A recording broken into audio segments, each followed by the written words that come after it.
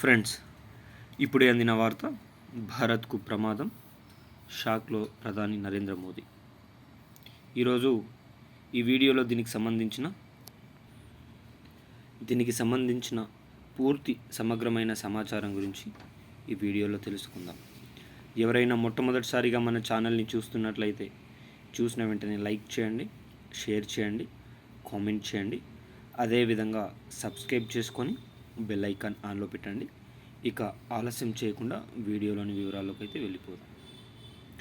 ఇప్పటికే భారత్ పాకిస్తాన్ మధ్య జరిగిన ఆపరేషన్ సింధూరిలో భాగంగా భారత్ పాక్ 9 స్థావరాలపైన అటాక్ చేయగా దాదాపు 64 మంది సైనికులు, 100 మంది ఉగ్రవాదులు, 9 స్థావరాలు, ఎన్నో రకాల ఆయుధాలు కనుమరుగైపోయాయని భారత విదేశాంగ శాఖ కార్యదర్శి మిస్త్రీ పేర్కొన్నారు.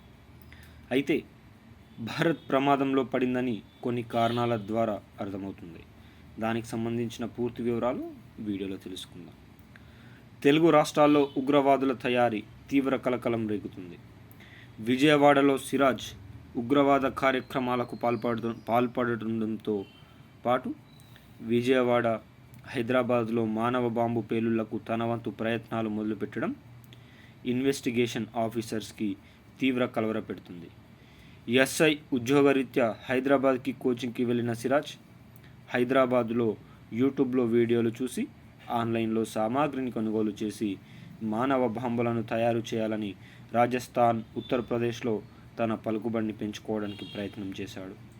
అయితే సిరాజ్ అలాంటి వాడా అని తెలిసిన వారందరూ షాక్ అయ్యారు.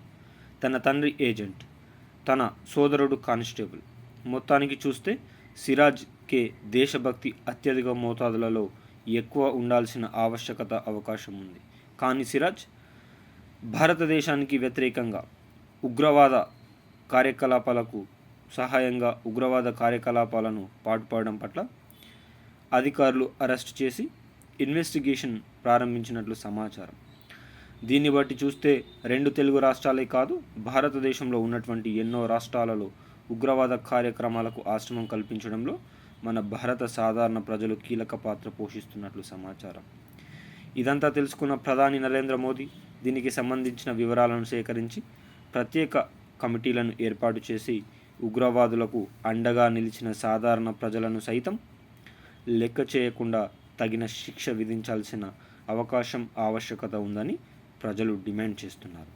మరి ఈ ఆపరేషన్ సింధూర్లో భాగంగా భారత్ పాక్ మధ్య జరిగిన ఉధృతల ద్వారా భారతదేశంలో సాధారణ ప్రజలు కూడా మరణం చెందిన వార్త తెలిసిందే. మరి మన భారతదేశంలో సాధారణ ప్రజల మరణం ఈ ఉగ్రవాదులకు సపోర్ట్ చేసేవారికి అంతుచిక్కడం లేదా అని సందేహం దేశ ప్రజలందరి మధ్యలో కదులుతుందని చెప్పుకోవచ్చు. ఏది ఏమైనా భారతదేశం ఉగ్రవాద దాడులను ఎట్టి పరిస్థితులను సహించబోదని ఆపరేషన్ సింధూర్లో భాగంగా ప్రతి ఒక్క మానవ సగటుకు ప్రపంచ దేశాలందరికీ కూడా అర్థమైందని చెప్పుకోవచ్చు. వీడియో నచ్చితే సబ్స్క్రైబ్ చేయండి.